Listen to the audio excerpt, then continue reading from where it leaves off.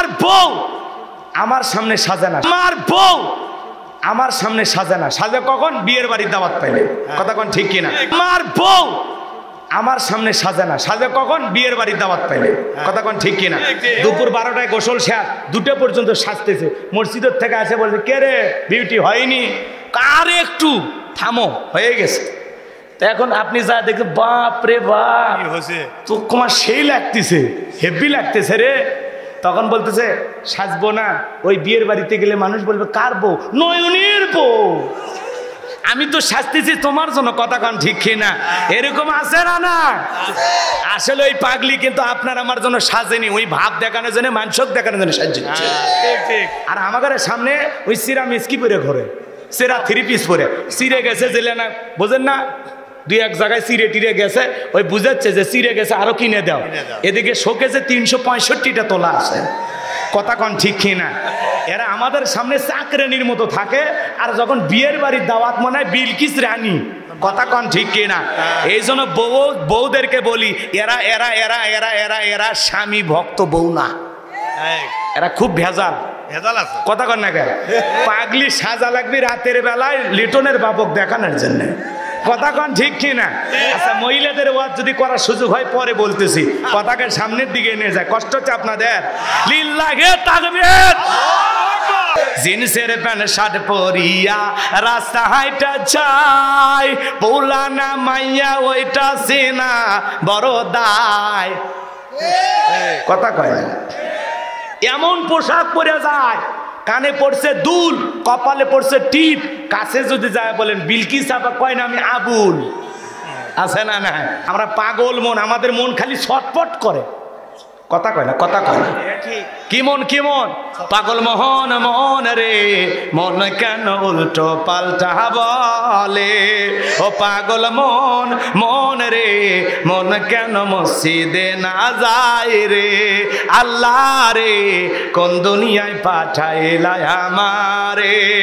বর্তমানের নারী পুরুষ সমান সমান মাপ, লম্বা চুল কাটিয়া আবার মাথায় লাগাই ক্যাপ। আল্লাহ রে কোন দুনিয়ায় পাঠাইলা আমারে? জিন্সের প্যান্ট শার্ট পরিয়া রাস্তা হাইটা যায়, পৌলানা মাইয়া ওইটা সিনা বড় দায়। কথা কয় না? এমন পোশাক পরে যায়, কানে পড়ছে দুল, কপালে পড়ছে টিপ, কাছে যদি যায় বলেন বিলকিস আপা, কয় না আমি আবুল। আছে না? না বুখারী শরীফের স্পষ্ট হাদিস, আল্লাহ রাসূল বলেছেন কোন পুরুষ যদি নারীর বেশ ধারণ করে আর কোন নারী যদি পুরুষের বেশ ধারণ করে, আল্লাহর লানত তাদের উপরে। কথা বলে ঠিক কি না? আজকে সমাজে ওড়না এখন ছেলে মানুষ নেয়, মেয়েরা নেয় না। কথা কয় না?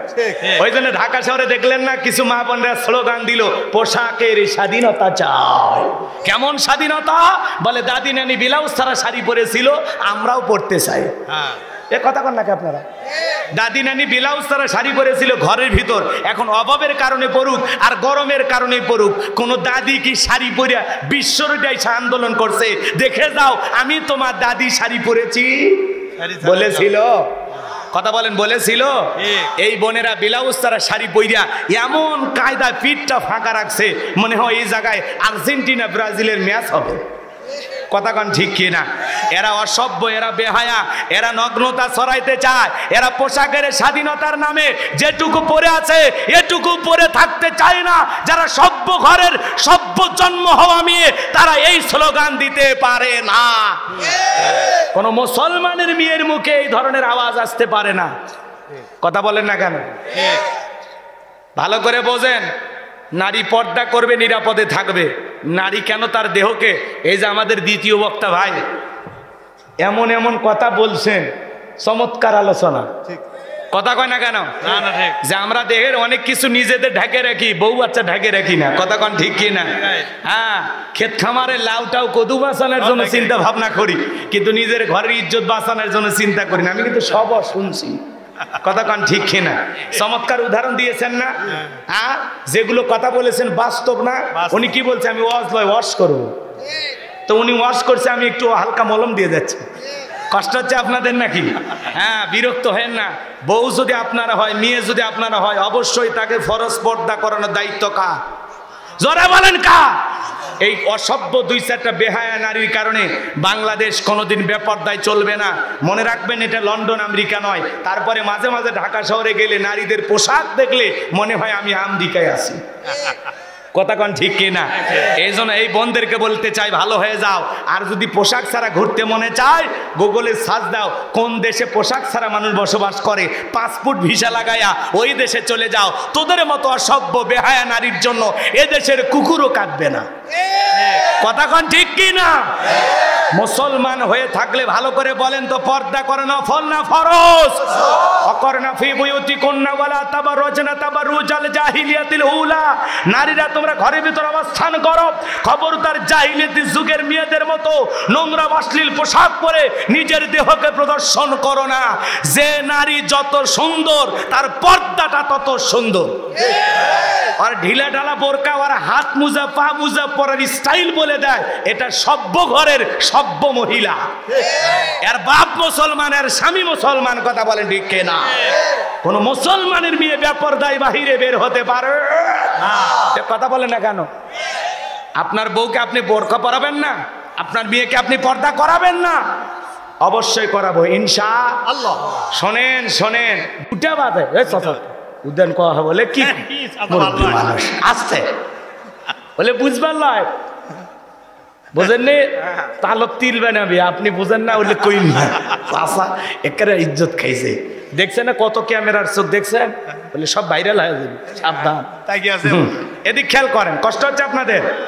যা কথা কছে মুরব্বী মানুষ হলে কেটে বাদ দিও। এদিক খেয়াল করেন, কষ্ট হচ্ছে আপনাদের? কি বলছিলাম? শোনেন, আপনার মেয়েকে পর্দা করানোর দায়িত্ব আপনার। কথা বলে না কেন? আপনার স্ত্রীকে পর্দা করানোর দায়িত্ব আপনার। কথা বলে ঠিক কিনা?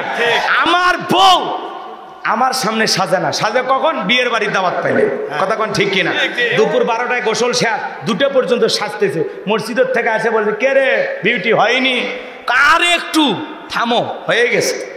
তো এখন আপনি যা দেখে, বাপ রে বাপ, তো তোমার সেই লাগতেছে, হেভি লাগতেছে রে। তখন বলতেছে সাজবো না, ওই বিয়ের বাড়িতে গেলে মানুষ বলবে কার বউ? নয়নের বউ। আমি তো সাজতেছি তোমার জন্য। কথা কন ঠিক কিনা? এরকম আছে না? না আসলে ওই পাগলি কিন্তু আপনার আমার জন্য সাজেনি, ওই ভাব দেখানোর জন্য, মানসক দেখানোর জন্য সাজছে। আর আমাদের সামনে ওই সিরা মিসকি পরে ঘরে, সিরা 3 পিস পরে সিরে গেছে, জেলে না, বোঝেন না? 2-1 জায়গায় সিরে টিরে গেছে, ওই বুঝাচ্ছে যে সিরে গেছে, আরো কিনে দাও। এদিকে শোকেছে 365টা তোলা আছে। কথা কন ঠিক কিনা? এরা আমাদের সামনে চাকরানির মতো থাকে, আর যখন বিয়ের বাড়ির দাওয়াত মনে হয় বিলকিস রানী। কথা কন ঠিক কিনা? এই জন্য বউদেরকে বলি, এরা এরা এরা এরা এরা এরা স্বামী ভক্ত বউ না, এরা খুব ভেজাল আছে। কথা কন না কেন? পাগলি সাজা লাগবে রাতের বেলায় লিটনের বাবক দেখানোর জন্য। কথা কন ঠিক কিনা? আচ্ছা, মহিলাদের ওয়াজ যদি করার সুযোগ হয় পরে বলতেছি, কথাকে সামনের দিকে নিয়ে যায়। কষ্ট হচ্ছে আপনাদের? লিল্লাহে তাকবীর। তাহলে নারীদের পর্দা ফরজ না নফল? এই অর্ডার কার? এ বগুড়া থেকে একটু ভাষা এদিক সেদিক করতেছি, আপনারা আবার রাগ কইরেন না। আমি বহুদিন ধরে বগুড়ার থাকি, ওই জন্য সব শিখছি। কথা বুঝছেন নাকি? মাজান গো, আমার মন খারাপ করবেন না, কষ্ট মনের মধ্যে নেবেন না, ভালো করে বোঝেন। তাহলে আপনি আমি যখন সালাত আদায় করব, অন্তরে ভয় থাকতে হবে কার? নামাজের ব্যাপারে তাড়াহুড়ো করা যাবে না। আমরা 2 রাকাত নামাজ 2 মিনিটে শেষ, এরকম আছে না নাই? এ জোরে বলেন, আছে না নাই? জোহরের 4 রাকাত সুন্নত, ইমাম আর মুসল্লি একসাথে নিয়ত বান্ধিছে। ইমামের 2 রাকাত হওয়ার আগে মুসল্লি 4 রাকাত শেষ। হুজুর এইবার জিজ্ঞাসা করেছে, চাচা মিয়া, আমার আগে আপনার নামাজ শেষ হলো কেমনে? আমার 2 রাকাত হয় না, আর আপনি 4 রাকাত হয়ে গেল। কয় হুজুর আপনাদের চর্চা কম। হুজুরেরই বলি চর্চা কম, ওরই চর্চা বলে বেশি। কথা কন না কেন? এরকম আছে না নাই? এক চাচা আমার জীবনে দেখা, খালি এরকম মুখ নাড়তে চাও, আর মুখ নাড়ানোর স্টাইল দেখে আমি জিজ্ঞাসা, চাচা কোন সুরে বললেন? চুপ করে আছে, থমেরে আছে। চাচা কোন সুরে পড়লেন? মানে ওই যেভাবে মাকড়া আদায় করেছে, ভালো ভাগ্যে যে দাঁতগুলো এখনো খোলেনি, এটা তো বিশাল ব্যাপার। বুঝছেন? মুখ খালি নাড়তেছে। তখন আমি আমাকে বলতেছে, বাবা ভাসতে তুমি মন খারাপ করো না, আমি কোনো সুরে কেরাইতে জানি না।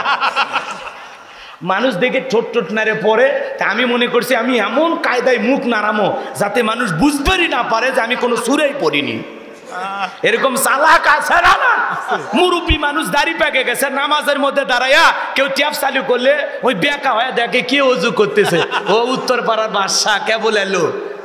কথা কয় এরকম আছে না? না, এক চাচা মিয়া নামাজের ব্যাপারে শোনেন, আজান হয় 15 মিনিট 20 মিনিট আগে, ওই চাচা দেখবেন 30 সেকেন্ড থাকতে তারা হুড়ো করে ওযু করে এক ঠ্যাং না ধুয়ে প্রথম রাকাত ধরে দৌড় মারছে, বুঝছেন? টাইসালা মসজিদ পিছলে খায়, চাচা একদিক লঙ্গি একদিক, তাও বলে আল্লাহু আকবার। আর একজন এসে কয় চাচা লঙ্গি খুলছে, কয় খুলে যায় যাক, জামাত ছাড়া যাবে না। এরকম নামাজি হলে হবে? নামাজ তাড়াহুড়া করলে হবে না। যখন আসে রমজান মাস তখন এই দেশে নামাজের প্রতিযোগিতা আরম্ভ হয়। 20 রাকাত পড়েন 8 রাকাত পড়েন, ওইটা নিয়ে আমার মাথা গরম নাই, মাথা ব্যথাও নাই। কথা কন না কেন? যত বেশি পড়বেন তত বেশি লাভ। কথা কন ঠিক কিনা? ভালো করে বোঝেন। আপনি 20 রাকাত তারাবি পড়ে এখন সোনাতলা বাজার নাকি বোরের হাট, ওই হাটত প্রথম তারাবি পরে গল্প হয়, দোস্ত তোমাদের মসজিদে প্রথম তারাবি, আমাদের হুজুর খুবই আল্লাহওয়ালা পরহেজগার, 55 মিনিট। কি 55 মিনিট? আমাদের হুজুর বিদ্যুতের গতি ফেল। কে? 25 মিনিটে সব শেষ। আমি খানায় কাবা মক্কা মদিনা আল্লাহ গেছেন, আল্লাহ নিয়ে যাওয়াইছেন, আমি গেছিলাম ভাই, 1 ঘন্টা 45 মিনিট লাগছে তারাবি পড়তে। কত? 1 ঘন্টা 45 মিনিট। আর আপনি 20 মিনিটে 20 রাকাত, 16 মিনিটে 20 রাকাত। এই নামাজ আল্লাহর আসমানে পৌঁছা তো দূরের কথা, কবুল হওয়া তো দূরের কথা, মসজিদের ছাদের উপর উঠবি না। কথা কন ঠিক কিনা? এগুলো নামাজ নিয়ে তামাশা করা যাবে না। নামাজ পড়তে হবে ধীরস্থির ভাবে, সময় নিয়ে। সাহাবায়ে কেরাম 2 রাকাত নামাজ পড়ছে, সারা রাত কেটে গেছে। সুবহানাল্লাহ। তাহলে আল্লাহর ভয়ে আপনি আমি যখন মসজিদে সালাত আদায় করার জন্য জোহরের নামাজের সময় প্রবেশ করব, তখন মনে মনে ভেবে নেব এই জোহরের নামাজ আমার জীবনের শেষ নামাজ। আমি আসর পর্যন্ত আল্লাহর জমিনে নাও বেঁচে থাকতে পারি। কথা বলেন ঠিক কিনা? আউযু বিল্লাহি মিনাশ শাইতানির রাজিম। বিসমিল্লাহির রাহমানির রহিম। আল্লাহু আকবার। বিতাড়িত মুর্দাত শয়তানের কাছ থেকে আল্লাহ পাকের কাছে আশ্রয় প্রার্থনা চাচ্ছি। পরম করুণাময় অসীম দয়ালু আল্লাহ তাআলা নামে শুরু করছি। আমরা যে কোনো কাজ শুরু করব কার নামে? আল্লাহর। জোরে বলেন কার নামে? আল্লাহর। আল্লাহর নামে কাজ শুরু করলে বরকত আছে না নাই? আছে। আরো জোরে বলেন আছে না নাই? আছে। সম্মানিত ভাইরা আমার, যে কোনো কাজের শুরুতে যদি আপনি বিসমিল্লাহ পাঠ করেন, যে কাজ আল্লাহর নাম নিয়ে শুরু করা হয় সে কাজে কল্যাণ আছে না নাই? আছে। আরো জোরে বলেন আছে না নাই? বিসমিল্লাহর পাওয়ার কথা, ফজিলত কত যদি বুঝাইতে যাই লম্বা হবে। সংক্ষিপ্ত একটা কথা আপনাদের উদ্দেশ্যে বলে যায়। আল্লাহর একজন বান্দী, অমুসলিমের ঘরে তার জন্ম। মুসলমানদের একটা দ্বীনি মজলিসে গিয়ে কোরআনের আলোচনা শোনার পর হৃদয়ের ভিতরে একটু পরিবর্তন হয়েছে। সিদ্ধান্ত নিয়েছে আমি কালেমা পড়ে মুসলমান হব। সুবহানাল্লাহ বলেন। বলেন তো বাজান, মাঝে মাঝে আমাদের এদিক খেয়াল করেন, দ্বীনের বুঝ আল্লাহ যাদেরকে দেন, অনেক ইমামের কাছে অনেক বক্তার কাছে হাতে হাত রেখে মানুষ কালেমা পড়ে মুসলমান হয়। কথা বলেন ঠিক কিনা? সংক্ষিপ্ত কথা 2 মিনিটে বলে দিয়ে যাই বাজান গো আমার। এই মেয়েটা কালেমা পড়ে মুসলমান হয়ে গেল। বাড়িতে যাওয়ার পর উঠতে বসতে আল্লাহর জিকির করে, জবান দিয়ে বিসমিল্লাহ পাঠ করে। হঠাৎ করে মেয়েটার মা জিজ্ঞাসা করে, জবান দিয়ে কি বললি? মেয়েটা ডেকে বলে, মা আমি মুসলমানদের ধর্মীয় প্রোগ্রামে বুঝতে পেরেছি সৃষ্টিকর্তার নাম আল্লাহ। কুল হুয়াল্লাহু আহাদ। হে নবী আপনি বলুন আল্লাহ এক, আল্লাহ অদ্বিতীয়। বলেন তো আমাদের সৃষ্টিকর্তার নাম কি? আল্লাহ। আরো জোরে বলেন কি? আল্লাহ।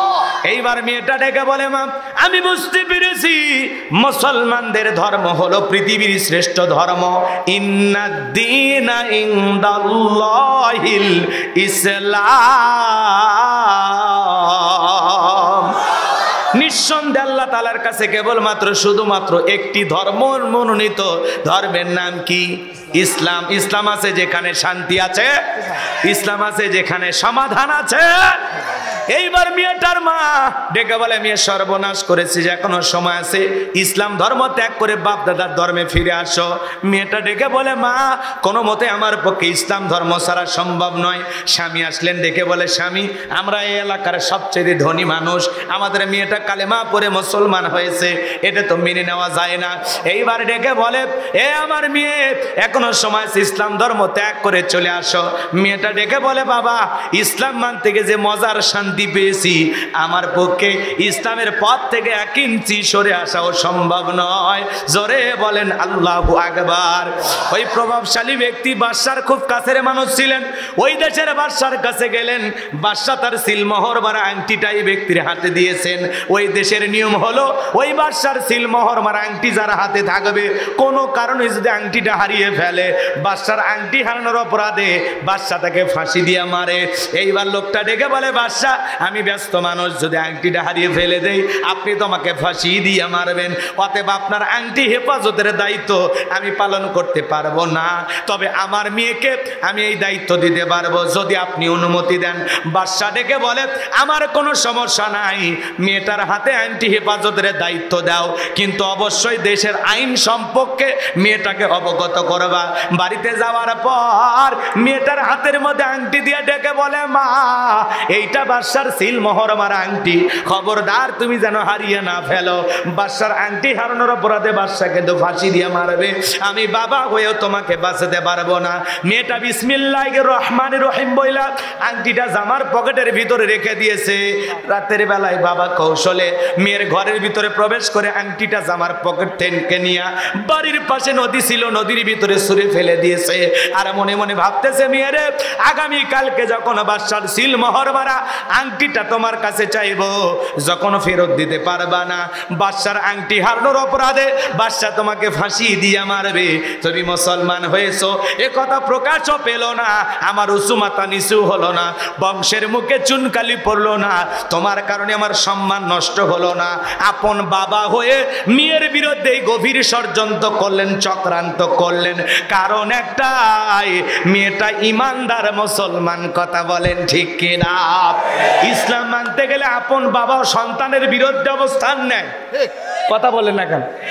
ইব্রাহিম আলাইহিস সালাম তার বাবা আজর ঠাকুরকে ডেকে বলে, আব্বা এই প্রতিমাগুলো দেখে না, শোনে না, না পারে নিজেদের কল্যাণ করতে, না পারে আপনাদের কল্যাণ করতে, নাকের টোকে একটা মাছি বললেও তাড়ানোর শক্তি নাই। বাবা গো, দেবতার পূজা বাদ দিয়ে এক আল্লাহর ইবাদত করো। আজর ঠাকুর ডেকে বলে, তুমি আমার দেবতার বিরুদ্ধে কথা বলো, আমার ছেলে হইয়া যাও, আমার চোখের সামনে থেকে দূর হয়ে যাও। ইব্রাহিম খলিলুল্লাহকে বাড়ি থেকে বের করে দিলেন। কথা বলেন ঠিক কিনা? শুধু এক আল্লাহর পথে দাওয়াত দেওয়ার কারণে আপন পিতাও সন্তানকে ঘর থেকে বের করে দিলেন। এই বাবা মেয়েটার বিরুদ্ধে এই গভীর চক্রান্তর ষড়যন্ত্র করলেন, কারণ একটাই, মেয়েটা কালেমা পড়ে মুসলমান হয়েছে।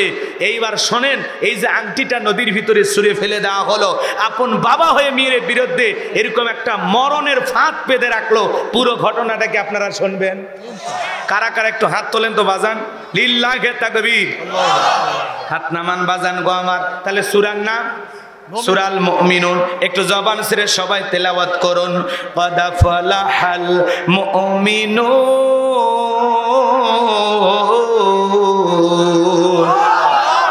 একটু সংক্ষিপ্ত কথা বলে দেওয়া যায়, যে কোনো সূরা বা আয়াতের তাফসীর করতে হলে কোন প্রেক্ষাপটে নবীজির উপরে এই সূরাটি বা আয়াতটি নাজিল হয়েছে, সে নাজিলের প্রেক্ষাপট আছে না নাই? নাজিলের শানে নজুল জানার দরকার আছে না নাই? যদি শানে নজুল আলোচনা না করা হয় তাহলে তাফসীর বুঝতে সহজ হয় না কঠিন হয়? কঠিন হয়। আর যদি শানে নজুল আলোচনা করা হয় তাহলে তাফসীর বুঝতে সহজ হয়, বলুন সুবহানাল্লাহ। আর যদি শানে নজুল আলোচনা করা না হয় তাহলে তাফসীরের পরিপূর্ণতা পায় না। কথা কি বোঝা গেল? তাহলে রসুলের উপর কোন সময় আল্লাহ পাক সূরাল মুমিনুনের এই আয়াতে কারিমাগুলো নাজিল করেছেন জানার দরকার আছে না নাই? বলতে গেলে যদি একটু সময় লাগে, সময় দেবেন তো ইনশাল্লাহ? কত মুরব্বী যাত্রার প্যান্ডেলে ফজরের নামাজ পড়ছে না, মানে ফজর পর্যন্ত যাত্রা দেখছে। তাহলে ফজর পর্যন্ত যাত্রা দেখা যায়, রাতের ৩টা-৪টা পর্যন্ত জাগ্রত হয়ে বিশ্বকাপ খেলা দেখা যায়। আর কোরআন শোনার জন্য যদি একটু সময় দেওয়া লাগে, দেবেন না? পারবেন তো? যদি সময় দেন বুঝবো এলাকার মানুষ ভালো, আর যদি সময় না দেন তাহলে বুঝবো আপনারা ওই গ্রুপ। ও বোঝেননি? না না, কৃষক মফিজ বানাবো। বাজান গো আমার, নবীজির প্রিয় সাহাবী হযরত ওমর ফারুক রাদিয়াল্লাহু তাআলা ডেকে বলেন, আমি মৌমাছির বন বন ভন বন আওয়াজ শুনলাম। ডানে তাকায় মৌমাছি নাই, বামে তাকায় মৌমাছি নাই। বিশ্ব নবীর চেহারা মোবারকের দিকে তাকায় দেখি নবীজি ফিস ফিস করে কি যেন তিলাওয়াত করতেছেন। হযরত ওমর ফারুক ডেকে বলেন, আমার বোঝার বাকি রইল না, আসমান থেকে নবীজির উপরে কোরআনুল কারীম নাজিল হচ্ছে আর বিশ্ব নবী কোরআনুল কারীম রিসিভ করতে ব্যস্ত। বলুন সুবহানাল্লাহ। মৌমাছির বন বন ভন বন আওয়াজ হইলে কোরআনুল কারীম নাজিল হয়। দপ্তরি ছুটির ঘন্টায় বাড়ি মারে টন টন আওয়াজ হইলে কোরআনুল কারীম নাজিল হয়। নবীজি যখন ঘোড়ার উপরে থাকতেন ওই সময় যদি কোরআনুল কারীম নাজিল হইতো, ওহির ভারে ঘোড়ার পাগুলো বালুর ভিতরে ডেবে যেত। বলেন আল্লাহু আকবার। কয়েকটি পদ্ধতিতে নবীজির উপরে কোরআনুল কারীম নাজিল হইতো, এগুলো বলতে গেলে লম্বা হবে। এক সাহাবী রানের উপরে মাথা রেখে নবীজি আরাম ফরমাচ্ছেন, ওই সময় কোরআনুল কারীম নাজিল হলো। সাহাবী ডেকে বলেন, আমার কাছে মনে হয় আমার রানটা ফেটে যাবে, আমার কাছে মনে হয় আমার রানের উপরে পাহাড় চেপে ধরা হয়েছে। তাহলে কোরআনুল কারীমের একটা আলাদা ওয়েট, আলাদা একটা ওজন আছে না নাই? জীবনের প্রথম কোরআনুল কারীম রিসিভ করতে গিয়ে নবীজির শরীর মোবারকে জ্বর পর্যন্ত এসেছিল। আমার ভাইরা, দীর্ঘ 23টি বছরে নবীজির উপরে কোরআনুল কারীম নাজিল হয়েছে। ইমদাদিয়া লাইব্রেরি 150-200 টাকার বিনিময়ে কোরআনটা ছাপায়া আপনার আমার বাড়িতে পৌঁছায়া দিয়েছে। এই কোরআনের সম্মান মর্যাদা অনেক কপাল পরা মুসলমান আমরা আজও বুঝতে পারলাম না। কথা বলেন ঠিক কিনা? হযরত ওমর ফারুক ডেকে বলেন, নবীজির কোরআনুল কারীম রিসিভ করা শেষ হয়ে গেল। বিশ্ব নবী সাহাবায়ে কিরামদের দিকে মুখ ঘুরায় ডেকে বলেন, আমার সাহাবীরা, এই মাত্র আসমান থেকে জিবরাইল এসে আমার উপরে সূরা আল মুমিনুনের 10টি আয়াত কারিমা নাজিল করে জানায়া দিয়ে গেলেন, নবী গো, এই 10টি আয়াতের ভিতরে আল্লাহ রাব্বুল আলামিন তার আদরের মুমিন বান্দাদের জন্য 7টি বৈশিষ্ট্য নিয়ে আলোচনা করেছেন, 7টা গুণাবলী নিয়ে আলোচনা করেছেন। কোন মুমিন যদি এই 7টা গুণে গুণান্বিত হতে পারে, 7টা গুণ দিয়ে তার জীবনটাকে সাজাইতে পারেন, আমার আল্লাহ রাব্বুল আলামিন বলেন, উলাইকা হুমুল ওয়ারিসুন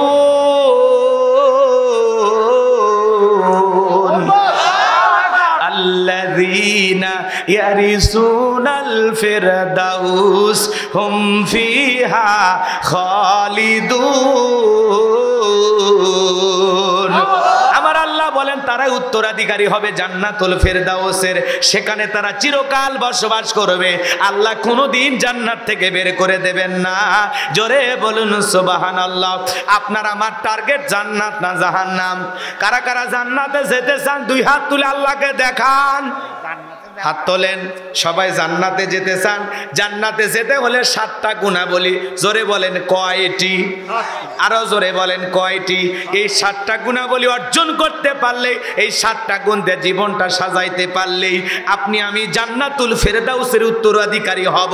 যদি জান্নাতে যাওয়ার বাসনা মনের ভিতরে থাকে, তাহলে এই 7টা গুণ কি কি জানার দরকার আছে না নাই? হাত নামান বাজান।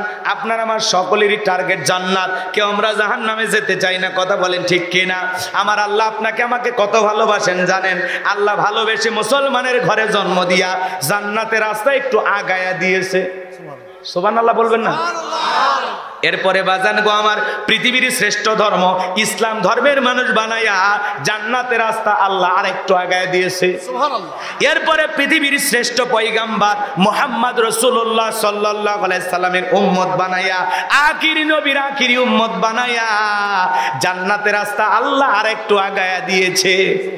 এরপরে পৃথিবীর শ্রেষ্ঠ কিতাব কোরআনুল কারীম দান করে আপনাকে আমাকে আল্লাহ পাক জান্নাতের রাস্তা আরেকটু আগায়া দিয়েছে। এখন একটু আমল করলেই জান্নাত। সুবহানাল্লাহ বলেন। সুবহানাল্লাহ। আমার ভাইয়েরা ভালো করে বোঝেন, 7টা গুণাবলী ভালো করে বোঝেন, তাহলে আল্লাহ পাক জান্নাতুল ফিরদাউসের ওয়ারিস বানায় দেবেন। ওয়ারিস মানে বোঝেন না? উত্তরাধিকারী। বোঝেন? বোঝেন? বাবা মারা গেলে ওয়ারিস সূত্রে সন্তান যেরকম বাবার সম্পত্তির মালিক হয়, কোন মুমিন যদি এই 7টা গুণাবলী অর্জন করে মারা যেতে পারে, তার নামে জান্নাতুল ফিরদাউসের ভিতরে জায়গা বরাদ্দ থাকবে। বলেন সুবহানাল্লাহ। নবীজি তখন সাহাবায়ে কিরামদের সামনে তেলাওয়াত করে শোনায়া দিলেন। আমার আল্লাহ ডেকে বলেন, কাদ ফালাহাল মুমিনুন ইয়ালামুন। আমার আল্লাহ ডেকে বলেন অলরেডি মুমিনেরা সফল হয়েছে তারা ঈমান এনেছে যারা। সুবহানাল্লাহ বলেন। ঈমানদার ছাড়া আল্লাহর কাছে সফল হওয়া যায় না। আমরা মনে করি ক্ষমতা থাকলে সফল, টাকা থাকলে সফল, পৃথিবীর সবাই চেনে জানে সফল না। পৃথিবীর সবচাইতে বড় ক্ষমতাধর নেতা নাম কি? Joe Biden. বর্তমানে আমেরিকার প্রেসিডেন্টের নাম কি? Joe Biden. আমেরিকার প্রেসিডেন্ট পুরো পৃথিবীর ক্ষমতাধরের মধ্যে একজন। কথা বোঝেন নাই মনে হয়? ভালো করে বোঝেন। পুরো পৃথিবীর ক্ষমতাধর ব্যক্তির মধ্যে একজন হলো জো বাইডেন। ভালো করে বোঝেন। সে যত বড় ক্ষমতাধর হোক, আপনাদের এলাকায় একটা বাজারের নাম বলেন। বরিয়ারহাট বাজার। এলাকায় মনে করেন কাঁচা তরি তরকারি বিক্রি করে, আল্লাহর বান্দা সবজি বিক্রেতা।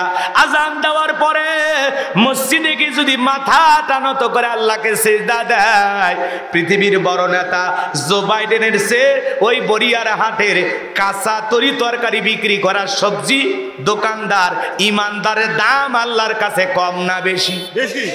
আরো জোরে বেশি। তার মানে কি? যত বড়ই ক্ষমতাদার হোক, যদি লোকটা বেঈমান হয়, আল্লাহর কাছে কোনো দাম নাই। ঈমান আছে যার, আল্লাহর কাছে দাম আছে তার। ওই যে উত্তর কোরিয়ার প্রেসিডেন্ট কাটিং মারা মাল কিম জং দেখেন নাই? এরপরে এই যে খেয়াল করেন ভারতের দাদা, আবার রাশিয়ার প্রেসিডেন্ট পুতিন। এরা যত বড়ই ক্ষমতাদার হোক না কেন, বাংলাদেশের একজন ভিক্ষুক, কথা বোঝেন নাই, রিক্সা চালায়, ভ্যান চালায়, লোকটা যদি ইমানদার হয়, আজান দেওয়ার পরে মসজিদে গিয়ে মাথা নত করে আল্লাহকে সিজদা দেয়, পৃথিবীর বড় নেতাদের চাইতে ওই ইমানদার রিক্সা চালকের দাম কম না বেশি? ভালো করে বোঝেন। এজন্য ভিক্ষুক হয়েও বাংলাদেশের ময়মনসিংহ ৩০ উপজেলার মধ্যে আল্লাহর এক বান্দা ভিক্ষুক, মানুষের দ্বারে দ্বারে ভিক্ষা করে, সে এইবার এমপি পদপ্রার্থী। কথা কয় না? একজন ভিক্ষুক টাকা জমাইছে, ওইটা দিয়ে ব্যানার বানাইছে, টাকা পয়সা জমা দিয়েছে, স্বতন্ত্র পদপ্রার্থী হিসাবে এইবার এমপি নির্বাচন করতে চায়। বলে আমি ভিক্ষুক হলে আমার মনের মধ্যে বাসনা, জনগণ যেভাবে ভিক্ষা দেয়, যেভাবে আমার ভালোবাসা দেখায়, যদি ওই ভালোবাসার ঠেলায় একবার ভোট দেয়। কথা কয় না কেন? ঠিক। ভিক্ষুক হইলে মনটা ভালো, চেহারাটা মাশাআল্লাহ, বলা যায় না বাজান। যুগের পরিবর্তন, কখন কোন মানুষ কোথায় যাবে এটা বলা যায়? কথা বলেন না কেন? ভিক্ষুকেও ক্ষমতার মালিক বানায় দিতে পারেন কে? ময়মনসিংহ ৩০ জেলায় আল্লাহর বান্দা ভিক্ষুক এমপি নির্বাচন করতেছে বাজান। মনের মধ্যে বাসনা এমপি হয়ে জনগণের সেবা করতে চাই। তার মানে কি ভিক্ষুকেরও ক্ষমতায় যাওয়ার ইচ্ছা? কথা কয় না।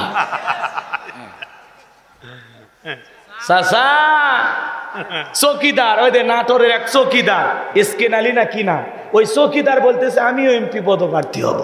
ভিক্ষুক সবাই একটু এমপি হবার চায়, নেতা হবার চায়। কথা কন ঠিক কি না বাজান গো? তার মানে কি বোঝেন না? বুঝান লাগে। কথা কয় না কেন? তাহলে সবার একটু আশা আছে না নাই? একটু বসবো কোথায়? চেয়ারে। কথা কন ঠিক কি না বাজান গো? আল্লাহ যদি কাউকে ক্ষমতার আসনে বসায়, সম্মান দেওয়ার মালিক কে? তাহলে আমি আপনাদের উদ্দেশ্যে যে কথা বলতে চাচ্ছিলাম, ঈমান আছে যার, আল্লাহর কাছে দাম আছে তার। ঈমান নাই, কোন বেঈমানের দাম আল্লাহর কাছে নাই। কথা বলেন ঠিক কিনা? বেঈমানদের লাফালাফি মাতবাড়ি দুনিয়াতে শেষ, পরকালে সবগুলো পিটাইয়া জাহান্নামে ফেলে দেবেন কে? আর ঈমানদাররা দুনিয়াতেও সফল, আখিরাতেও সফল। জোরে বলেন না সুবহানাল্লাহ। এজন্য আল্লাহ রাব্বুল আলামিন বলেন কদ আফলাহাল মুমিনুন, অবশ্যই মুমিনেরা সফল হয়েছে। অলরেডি মুমিনেরা সফল হয়েছে তারা ঈমান এনেছে যারা। ঈমানদার ছাড়া সফল হওয়া যাবে না। কথা বোঝেন? আপনি আমি সবাই ঈমানদার নাকি সন্দেহ আছে? জোরে বলেন, সন্দেহ আছে? তাহলে ভালো করে বলেন। আমি শুধু বলবো ঈমান এনেছে যারা, আপনারা বলবেন সফল হয়েছে কারা? কথা কোন? ঈমান এনেছে যারা, সফল হয়েছে তারা। বলতে পারবেন তো ইনশাআল্লাহ? বলেন ঈমান এনেছে যারা, সফল হয়েছে। বলেন ঈমান এনেছে যারা, সফল হয়েছে। আল্লাহর কাছে দামি বান্দা কারা? ঈমানদার বান্দা যারা। আল্লাহর কাছে দামি বান্দা কারা? ঈমান আছে, আল্লাহর কাছে আপনার দাম আছে। চেহারা কালো হোক, হন না গরিব, দেখতে হন না কালো, চেহারা যেমনই হোক, আপনার ভিতরে ঈমান আছে, আল্লাহর কাছে আপনার দাম আছে। সুবহানাল্লাহ বলেন। তাহলে ঈমানদাররা দামি কার কাছে? আরো জোরে বলেন, ভালো করে বোঝেন। এই জন্য আল্লাহ বলেন কদ আফলাহাল মুমিনুন, অবশ্যই মুমিনেরা সফল হয়েছে। বাজান গো, আপনাদের উদ্দেশ্যে ছোট্ট একটা প্রশ্ন করি, ভালো করে বোঝেন। একটা অমুসলিম জোহরের নামাজের পূর্বে ঈমান গ্রহণ করেছে, ওই ব্যক্তির উপর জোহরের নামাজের কথা কয় না, জোহরের নামাজ আদায় করা কি? আরো জোরে। কেউ যদি আসরের নামাজের পূর্বে ঈমান গ্রহণ করে, তাহলে ওই ব্যক্তির উপর আসরের সালাত আদায় করা কি? আরো জোরে বলেন। তো এই জায়গা আল্লাহ তাআলা বলেন মুমিনদের 7টা গুণাবলী নিয়ে যখন আলোচনা করলেন, আল্লাহ বলেন কদ আফলাহাল মুমিনুন, অবশ্যই মুমিনেরা সফল হয়েছে। অলরেডি মুমিনেরা সফল হয়েছে। মুমিন বান্দাদের 7টা বৈশিষ্ট্য নিয়ে আল্লাহ যখন আলোচনা করলেন, আমার আল্লাহ 1 নাম্বার সালাত দিয়ে শুরু করলেন। বলেন সুবহানাল্লাহ। মুমিন জীবনের সবচাইতে গুরুত্বপূর্ণ ইবাদতের নাম হলো সালাত। সালাত সালাত, কথা বলেন ঠিক কিনা? এই জন্য বাজান খালি মসজিদ সুন্দর বানাইলে হবে না, এই মসজিদে যারা নামাজ আদায় করবে তাদের অন্তরও সুন্দর হওয়ার দরকার আছে না নাই? খালি মসজিদে নামাজ তাকওয়া না, ওই জায়গায় যারা নামাজ আদায় করবে তাদের অন্তরে তাকওয়া থাকার দরকার আছে না নাই? এই জন্য আল্লাহ পাক মুমিন বান্দার 1 নাম্বার গুণাবলী শুরু হয়ে গেল। যুবক রে, এই 1 ঘন্টা হয়েছে ভাই, আপনারা এরকম কে দোয়া করবেন? বারবার বলি নাই, আপনারা বিরক্ত হলে আমাকে খালি বলবেন, দোয়া করে দেব। যে কোনো একটা আলোচনার আগে 8 ঘাট বেঁধে নেওয়া লাগবে। কথাগুলো খুবই গুরুত্বপূর্ণ। যদি আপনার কাছে ভালো না লাগে একবার বলবেন, কারণ আমি যত তাড়াতাড়ি ছেড়ে দেবো এটা আমার জন্য উপকার। কারণ এই ছেলে পেলে এমনি অলরেডি আমাকে অনেক ভালোবাসা দেখাইছে। কারণ এরা করছে হুজুর আপনি ওয়াজ কম করলে হবে, আপনি দেরি করে তুলে দেবো, সমস্যা কি? কথা বোঝেন নাই? আপনারা ওটা বসা করবেন, আমি দোয়া করে দেব। আর যদি বলেন হুজুর কোন, আমরা একটু শুনি, শুনে যান, কাজে লাগবে। হই হুল্লার করে লাভ নাই। যুবক তোমরা নিরাশ হয় না, তোমাদের জন্য ওয়াজ আছে। তোমরা কি মনে করছো উঠেই তোমাদের ওয়াজ করা লাগবে? বসো, তোমাদের জন্য স্পেশাল আলোচনা বরাদ্দ আছে, মাথার মেমোরির মধ্যে সেভ করা আছে, সময় মতো ডাউনলোড দিয়ে শোনায় দেবো। বসো। মা বোন যারা বসে আছেন, মা আপনারাও নিরাশ হবেন না, আপনাদের জন্য ওয়াজ আছে ইনশাআল্লাহ। ওটা বসা করেন না। আগেই অনুরোধ করছি 12টা 40 বাজলে আপনি উঠবেন, তাহলে আপনার কথা ঠিক থাকবে। ঠিক আছে? তাহলে 1 নাম্বার গুণাবলী আল্লাযীনা হুম ফি সালাতিহিম খাশিউন।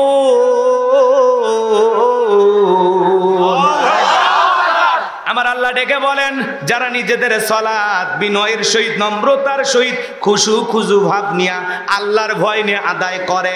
আপনি আমি সালাত যখন আদায় করব, অন্তরে ভয় থাকতে হবে কার? তাফসীরি কারকেরা লিখেছেন বাজান, অন্তরের ভিতরে সুচিন্তা, দুচিন্তা, বিবির কথা, ব্যবসা বাণিজ্যের কথা, দুনিয়াবি কোনো চিন্তা ভাবনা মনের মধ্যে রাখা যাবে না। আপনি আমি যখন মসজিদে সালাত আদায় করার জন্য প্রবেশ করব, বিবির কথা, ব্যবসা বাণিজ্যের কথা, দুনিয়াবি রাজনীতির কথা, দুনিয়াবি যত চিন্তা ভাবনা আছে সব মসজিদের বাইরে রাইখা টেনশন মুক্ত হৃদয় নিয়ে আল্লাহকে সিজদা দেওয়ার জন্য মসজিদে প্রবেশ করা লাগবে। তাহলে আপনি আমি যখন মসজিদে ঢুকবো, অন্তরে ভয় থাকবে কার? আল্লাহর। ইয়া আইয়ুহাল্লাযীনা আমানুত্তাকুল্লাহ, হে ঈমানদারগণ আমি আল্লাহকে ভয় করো। কিভাবে সালাত আদায় করবেন, কিভাবে আদায় করা দরকার, বিশ্বনবী কিভাবে সালাত আদায় করেছেন, ভাইয়েরা আমার শুনে যান। বিশ্বনবীর প্রিয় সাহাবী ভালো করে বোঝেন, তারা কিভাবে সালাত আদায় করেছেন একটু জানার দরকার আছে না নাই? বিশ্বনবীর প্রিয়তমা স্ত্রী আম্মা জান আয়েশা রাদিয়াল্লাহু তাআলা আনহা বলেন, নবীজি এত লম্বা সময় নামাজের মধ্যে দাঁড়িয়ে থাকতেন, মাঝে মাঝে তাকায়া দেখতাম নবীজির পা মোবারক ফুলে উঠেছে। চিৎকার মেরে বলেন সুবহানাল্লাহ। একটা মানুষ কতক্ষণ দাঁড়ায় থাকলে পা ফুলে ওঠে, এবার চিন্তা করেন। লম্বা সময় নবীজি নামাজের ভিতর দাঁড়িয়ে থাকতেন। শুধু কি তাই, আম্মা জান আয়েশা আরো ডেকে বলেন, নবীজি এত লম্বা সময় ধরে সিজদা দিতেন, মাঝে মাঝে মনে হয় নবীজি আর কোনোদিন সিজদা থেকে মাথা উঠাবেন না। লম্বা সময় রুকু করতেন, লম্বা সময় সিজদা দিতেন। আম্মা জান আয়েশা ডেকে বলেন, একদিন রাতের বেলায় দেখি বিছানা ভিজে গেছে। আমি মনে করলাম পানি পরে ভিজে গেছে, কিন্তু না, আমি তাকায়া দেখি রহমতের নবী সিজদা সিজদা দিয়ে এত কান্না করেছেন, কাঁদতে কাঁদতে সিজদার জায়গাটা ভিজে গেছেন। নবীজি যখন সিজদা থেকে মাথা উঠাইলেন, আমি জিজ্ঞাসা করলাম, নবী গো এত কান্না কেন করেছেন, কি হয়েছে আপনার? বিশ্ব নবী ডেকে বলে, আয়েশা আমি তো আমার জন্য কাঁদি না, আমি কাঁদি আমার গুনাহগার উম্মতের জন্য। আল্লাহর কাছে কেঁদে কেঁদে বলি, আল্লাহ আমার গুনাহগার উম্মতের গুনাহগুলো মাফ করিয়া দাও। বলেন সুবহানাল্লাহ। ও আয়েশা আমি কেঁদে কেঁদে বলি, আল্লাহ আমার গুনাহগার উম্মতকে তুমি জাহান্নামের আগুনে পোড়াইও না, আমার গুনাহগার উম্মতদেরকে তুমি জাহান্নামের আগুন থেকে মুক্তি দাও। যেই নবীর জীবনে কোনো গুনাহ নাই, কথা বলেন না কেন? জীবনে কোনো গুনাহ নাই, 63 বছরের জিন্দেগিতে একটি মিথ্যা কথা বলেননি। বাজান গো আমার ভালো করে বোঝেন, যেই নবী গুনাহ করেন নাই, নবীরা গুনাহ করেন না। নবীরা হলো জন্মের আগে মাসুম, জন্মের পরে মাসুম। সুবহানাল্লাহ বলেন। ভালো করে বুঝেন বাজান গো আমার, যেই নবীর জীবনে কোনো গুনাহ নাই, সেই নবী দিনের মধ্যে 70 বারেরও বেশি ইস্তেগফার করতেন, তওবা করতেন। কথা বলেন ঠিক কিনা? ভালো করে বোঝেন। আপনার আমার জীবন তো গুনাহ দিয়া ভরা, তাহলে আপনার আমার তওবা করার দরকার আছে না নাই? নবী যদি সিজদা দিয়ে আপনার আমার গুনাহ মাফের আশা আল্লাহর কাছে দোয়া করেন, তাহলে আমাদেরও সিজদা দিয়া গুনাহ মাফের আশায় আল্লাহর কাছে দোয়া করার দরকার আছে না নাই? নিজেদের গুনাহ মাফের আশায় সিজদা দিয়া কাঁদতে হবে কার কাছে? আল্লাহর কাছে। আরো জোরে বলেন আল্লাহ। আল্লাহ ডেকে বলেন, ওয়াল্লাযীনা ইয়াবিতুনা লিরাব্বিহিম সুজদান ওয়া কিয়ামা। আমার আল্লাহ ডেকে বলেন, যারা রাত্রি জাগরণ করে আমি আল্লাহকে সিজদা দেয়, আমি আল্লাহর জন্য দণ্ডায়মান থাকে যুবক রে। 5 ওয়াক্ত নামাজ, 5 ওয়াক্ত সালাত, এটা তো ডিউটি, এটা তো আদায় করাই লাগবে।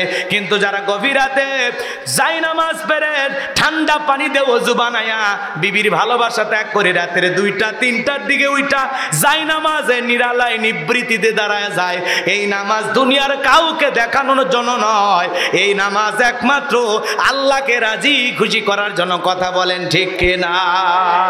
আপনি আমি সালাত আদায় করব কার খুশির জন্য? বলেন না, সালাতি ওয়া নুসুকি ওয়া মাহইয়ায়া ওয়া মামাতি লিল্লাহি রাব্বিল আলামিন। নবীজি আপনি বলুন, আমার নামাজ, আমার কুরবানি, আমার জীবন, আমার মরণ লিল্লাহি রাব্বিল আলামিন, আসমান জমিনের প্রতিপালকের জন্য। বলেন আল্লাহু আকবার। তাহলে গভীর রাত্রিতে তাহাজ্জুদের যাই নামাজে সিজদা দিয়ে চোখের পানি ছেড়ে দিয়ে আল্লাহর কাছে কেঁদে বলবো, আল্লাহ গুনাহ মাফ করে দাও, ওই কঠিন জাহান্নামের আগুন থেকে মুক্তি দাও। জাহান্নাম থেকে প্রার্থনা করব, বাঁচতে চাইবো কার কাছে? আরো জোরে বলেন আল্লাহর কাছে। ওই জাহান্নাম থেকে বাঁচার জন্য দোয়া করে বলতে হবে, রব্বানা আসরিফ আন্না আযাবা জাহান্নাম ইন্না আযাবাহা কানা গরামা। হে আমার রব, ওই কঠিন ভয়ঙ্কর জাহান্নামের আগুন থেকে আমাদের মুক্তি দাও। ওই জাহান্নামের আযাব, যন্ত্রণা, শাস্তি আমরা সহ্য করতে পারবো না। যেই জাহান্নামের শাস্তি বড় ভয়ঙ্কর। কথা বলেন ঠিক কিনা? ইন্নাহা সাআত মুস্তাকর আল্লাহ ডেকে বলেন, নিশ্চয় আবাসস্থল হিসাবে, বসতির জায়গা হিসাবে ওই জাহান্নাম কত না নিকৃষ্ট, কত না নিকৃষ্ট। জাহান্নাম সুখের জায়গা না, ওইটা হলো যন্ত্রণার কারখানা। এই জন্য আল্লাহ পাক ডেকে বলেন, ইন্না জাহান্নামা কানাত মিরসাদা লিত্তাগিনা মাআবা লাবিসিনা ফিহা আহকাবা লা ইয়াযুকুনা ফিহা বারদান ওয়ালা শারাবা ইল্লা হামিমান ওয়া গাসসাকা। জোরে বলেন নাউযুবিল্লাহ। আমার ভাইরা, আমার আল্লাহ ডেকে বলেন, ইন্না জাহান্নামা কানাত মিরসাদা, নিশ্চয়ই জাহান্নাম ওত পেতে রয়েছে আল্লাহর অবাধ্য নাফরমান গুনাহগার বান্দাদের ধরার জন্য। ফুলসিরাতের কিনারায় জাহান্নাম ওত পেতে রয়েছে আল্লাহর অবাধ্য গুনাহগার নাফরমান বান্দাদের ধরার জন্য। এটা হলো অপরাধীদের থাকার আবাসস্থল। একটা মানুষ কত বছর জাহান্নামে থাকবে, কত কোটি বছর জাহান্নামে থাকবে, এর সঠিক এলেম আর জ্ঞান আছে কার কাছে? ওই জাহান্নামের আগুনে জ্বলতে জ্বলতে পুড়তে পুড়তে জাহান্নামীদের চেহারা হয়ে যাবে কয়লার মতো কালো। দুনিয়ার আগুনের চাইতে জাহান্নামের আগুনের পাওয়ার হলো 70 গুণ বেশি। বাজান গো আমার, ওই জাহান্নাম বড় কঠিন জায়গা। একবার যদি কারো দেহে জাহান্নামের আগুন লেগে যায়, যন্ত্রণা সহ্য করার শক্তি আপনার আমার নাই। জাহান্নামের আগুন এমন ভয়ঙ্কর আগুন, কলিজাটা ছাই করে ফেলবে। বাজান গো আমার, ওই জাহান্নামের আগুনে পড়তে পড়তে জাহান্নামী বান্দারা ক্ষুধার্ত হয়ে আল্লাহকে বলবেন, আল্লাহ খাবার দাও, খাবার দাও। আমার আল্লাহ তখন জাহান্নামী ফেরেশতাদেরকে অর্ডার দেবে, আমার এই জাহান্নামী অপরাধী বান্দাদের খাবার খাইতে দাও। জাহান্নামের তলদেশে এক ধরনের ফলের চাষ করা হবে, যেটা হলো কাঁটাযুক্ত ফল। ফলের নাম হলো জাক্কুম। ওই কাঁটাযুক্ত ফল যখন জাহান্নামীদের হাতে খাদ্য হিসেবে পরিবেশন করা হবে, ওই ফলটা পাওয়া মাত্র জাহান্নামীরা যখন খাবার মনে করে গলার ভিতরে দেবে, বাজান ওই ফলের কাঁটাগুলো গলার মাঝামাঝি আটকে যাবে, ভিতরেও যাবে না, বাহিরেও যাবে না। যত গলা নাড়াচাড়া করবে কাঁটাগুলো ফুটবে আর ফুটবে, যন্ত্রণায় চিৎকার মারবে আর ডেকে বলবে, আল্লাহ এ কেমন ফল খাওয়াইতে দিলা, ভিতরেও যায় না, বাহিরেও আসে না। আল্লাহ জাহান্নামী বান্দাকে এই ফল খাইতে দিয়েছে ক্ষুধা মেটানোর জন্য নয়, যন্ত্রণা আরো বেশি বাড়ানোর জন্য। বাজান গো আমার, এইবার যখন গলার মাঝামাঝি ফলটা আটকে যাবে, যত গলা নাড়াচাড়া করবে কাঁটাগুলো ফুটবে আর ফুটবে, যন্ত্রণায় হাহাকার করবে আর চিৎকার মেরে ডেকে বলবে, আল্লাহ পানি দাও, পানি দাও। ওরা যখন পানি পানি বলে চিৎকার মারবে, আমার আল্লাহ ডেকে বলেন, লা ইয়াযুকুনা ফিহা বারদান ওয়ালা শারাবা। তাদেরকে মিনারেল ওয়াটার দেওয়া হবে না, ঠান্ডা কোনো পানি দেওয়া হবে না। যে পানি পান করে জাহান্নামী তার বুকের জ্বালা তৃষ্ণাকে নিবারণ করতে পারে, কেমন পানি দেওয়া হবে? ইল্লা হামিমা ওয়া গাসসাকা। এমন উত্তপ্ত ফুটান্ত গরম পানি দেওয়া হবে যা পুষ ব্যতীত কিছুই নয়। ও বগুড়ার মুসলমান, দেগের ভিতরে বড় বড় ফোড়া হয়, ফাটায় দিলে ভিতর থেকে কি বের হয়? পুষ। আরো জোরে গর্দা। বোঝেন নাই? বোঝেন নাই? ভিতর থেকে কি বের হয়? টমেটো রস না পুষ? হাসপাতাল থেকে সংগ্রহ করে দেবো, 1 গিলাস খাবেন, 50,000 টাকা দেবো, 1 লাখ টাকা দেবো, খাবেন? খাবেন? শুনে ঘৃণা লাগতেছে, সিসি হুজুর বলেন কি এগুলো খাওয়ার জিনিস? বাজান গো, সিসি কইরা লাভ নাই, যারা জাহান্নামে যাবে এটাই তাদের খাদ্য। ইল্লা হামিমা ওয়া গাসসাকা। আল্লাহু আকবার। এমন উত্তপ্ত ফুটান্ত গরম পানি তাদেরকে পান করাইতে দেওয়া হবে যা পুষ ব্যতীত কিছুই নয়। ওই দুর্গন্ধওয়ালা পুষওয়ালা পানি যখন পান করবে বাজার, জাহান্নামীর লারি বুড়িগুলো গলে গলে পড়ে যাবে। জোরে কন্না উযুবিল্লাহ। আল্লাহ বলেছেন, ওই পানিটা পান করা মাত্রই দেখের সুন্দর গোস্তগুলো খসে খসে পড়ে যাবে। জোরে বলেন নাউযুবিল্লাহ। এই যদি হয় জাহান্নামের শাস্তি, এই যদি হয় জাহান্নামের আযাব, সেই জাহান্নাম থেকে বাঁচার জন্য সিজদা দিয়ে কান্না করব কার কাছে? আল্লাহর। আরো জোরে বলেন কার কাছে? বাজান গো, এই জন্য বিশ্ব নবী আপনার আমার গুনাহ মাফের আশায় আল্লাহর কাছে দোয়া করেছেন। নিজেদের গুনাহ মাফের আশায় আমরাও দোয়া করব। সাহাবায়ে কেরাম কিভাবে সালাত আদায় করতেন? তারা গভীরভাবে সালাতে মনোযোগ ছিলেন। আরে মরুভূমিতে সাহাবায়ে কেরাম যখন সালাত আদায় করতেন, মরুভূমির পাখিগুলো খেজুর গাছ মনে করে সাহাবীদের কাঁধের উপরে, মাথার উপরে বসে থাকতো। বিশ্বনবীর সাহাবীরা সালাতে এত মনোযোগ, কাঁধে পাখি পড়ে থাকে, তারপরেও টের পাইতো না। চিৎকার মেরে বলেন সুবহানাল্লাহ। আর আপনার আমার শরীরে একটা মশা পড়লে আগে মশা মার, তারপরে নামাজ ধর। এ কথা কর না কেন? পায়ে যদি মশা পড়ে, এক ঠ্যাং আর এক ঠ্যাংয়ের উপর তুলে দেবে, খাবু খা।